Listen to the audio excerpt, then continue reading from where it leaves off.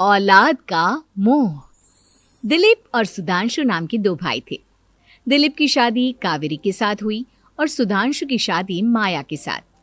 शादी के बाद दोनों भाई अपनी अपनी पत्नी के साथ खुशी खुशी रहा करते थे।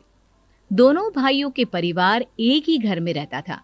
साथ में खाना, साथ में घूमना, कुल मिलाकर दोनों भाइयों का परिवार खुशहाल परिवार था। कुछ सालों के बाद दिलीप की पत्नी कावेरी को एक बेटा हुआ।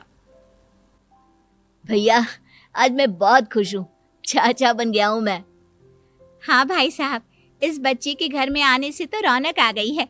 मैं सबको बताऊंगी कि मैं तो चाची बन गई हूँ, चाची। तुम दोनों कितने अच्छे हो।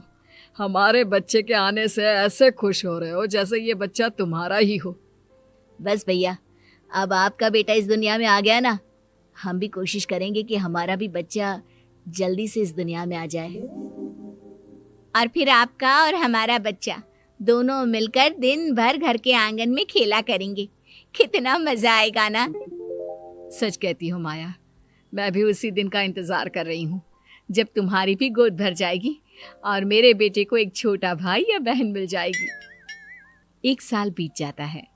दिलीप और कावेरी का बेटा अब 1 साल का हो चुका था, लेकिन सुधांशु और माया की कोई औलाद नहीं होती।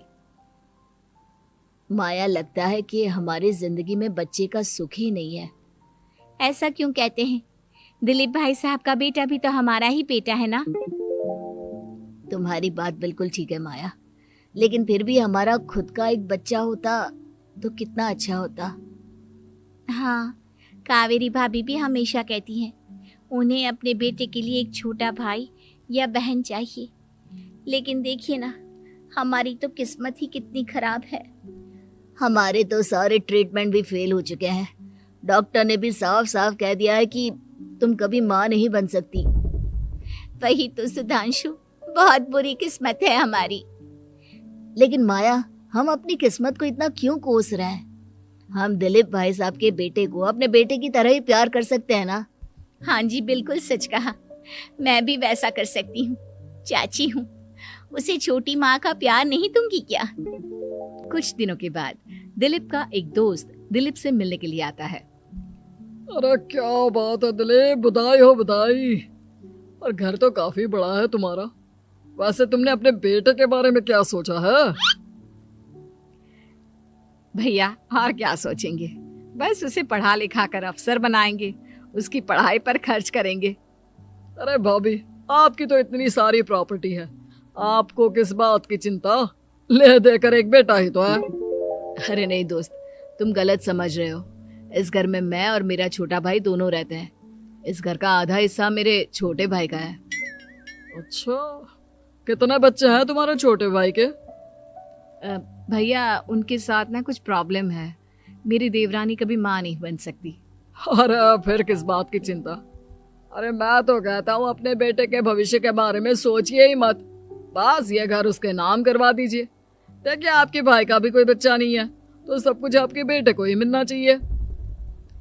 लेकिन ऐसा करना क्या सही होगा? अगर उनका बच्चा नहीं है तो क्या हुआ? ये घर आधा उनका है, उनकी जो मर्जी है वो करे। अरे कैसी बात करते हो? उनकी कोई औलाद नहीं है, वो क्या करेंगे प्रॉपर्टी अपने नाम रखकर? हाँ, वैसे भाई साहब, आपकी बात तो बिल्कुल सही है। अब जो कुछ भी है वो हमारे बेटे का ही तो है।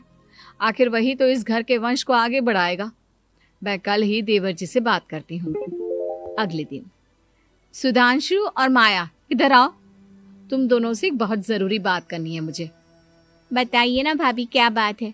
आपको कहीं जाना है तो आप अपने बेटे को मेरे पास छोड़कर जाइए। मैं ही पूरा दिन रख लूंगी उसे। अरे नहीं माया, वो तो मुझे पता है। मैं किसी और चीज के बारे में बात करना चाहती हूँ। बताइए ना भाभी, क्या बात है? देखिए देवर जी, आपका कोई बच्चा है नहीं, लेकिन मैं जानती हूँ कि आप हमारे बेटे को अपने बेटे की तरह ही प्यार करते हैं। भाभी, बेटी की तरह नहीं, वो हमारा ही बेटा है। मेरे लिए तो वो मेरा ही बच्चा है। वही तो फिर क्यों ना ये सारी प्रॉपर्टी हम मेरे बेटे के नाम करवा दे, क्योंकि तुम्हारा हो या मेरा, हम सबका एक ही तो है बेटा। लेकिन भाभी, अभी तो वो सिर्फ 1 साल का है। अभी से प्रॉपर्टी उसके नाम करवाने का क्या मतलब है? देखिए देवर जी, जो काम जितना जल्दी हो जाए ना, उतना अच्छा। आने वाले वक्त का क्या भरोसा। भाभी भरोसा क्यों नहीं, हम तो हमेशा आपके बेटे को माँ बाप की तरह ही प्यार करेंगे। हाँ, लेकिन फिर भी मैं चाहती हूँ कि ये सारी प्रॉपर्टी मेरे बेटे के नाम हो जाए।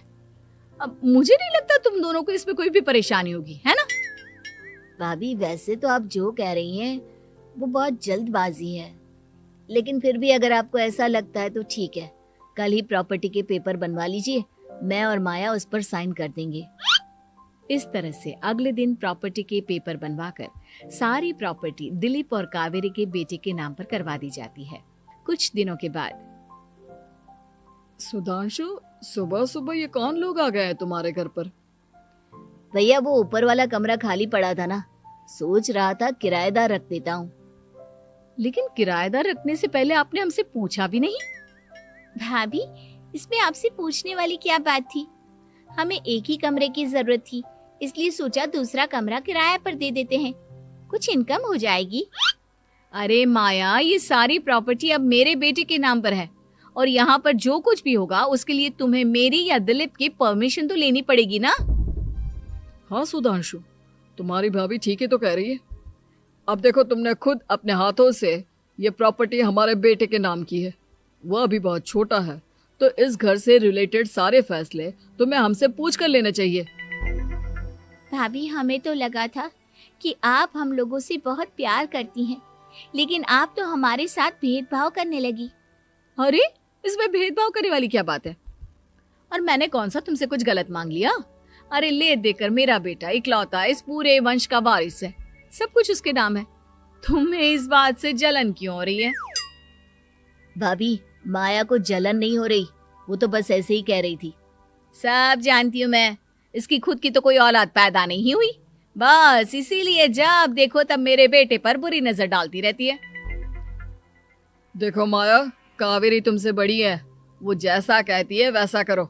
और वैसे भी इस घर पर अब तुम लोगों का कोई अधिकार नहीं है, वो तो हम लोगों की भलाई समझो जो तुम्हें अभी तक यहाँ रहने दिया है। भैया आप इतने कैसे बदल गए?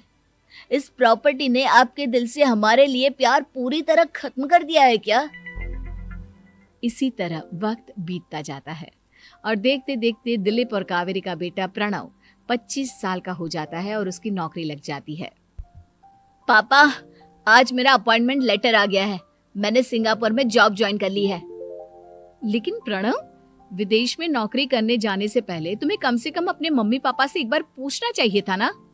इसमें पूछने वाली क्या बात है माँ, मैं सिंगापुर जाकर जॉब करना चाहता हूँ तो करना चाहता हूँ। देखो प्रणव, हमने तुम्हारे लिए इतनी सारी प्रॉपर्टी यहाँ पर रखी हुई है, उन सब का क्या होगा? यहाँ रहो, बिजनेस करो।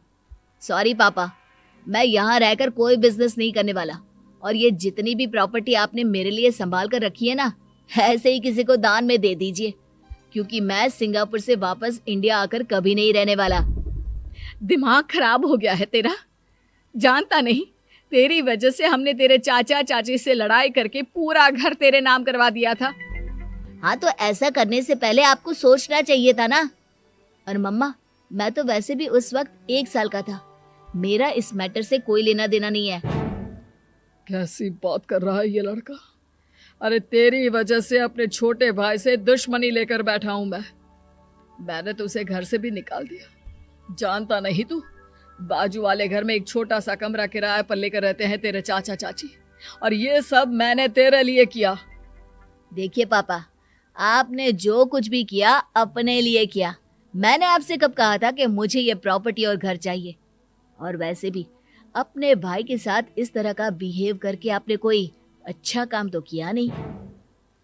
तू सही कह रहा है बेटा, हमने तेरे चक्कर में अपने छोटे भाई जैसे देवर और बहन जैसी देवरानी को इस घर से निकाल दिया।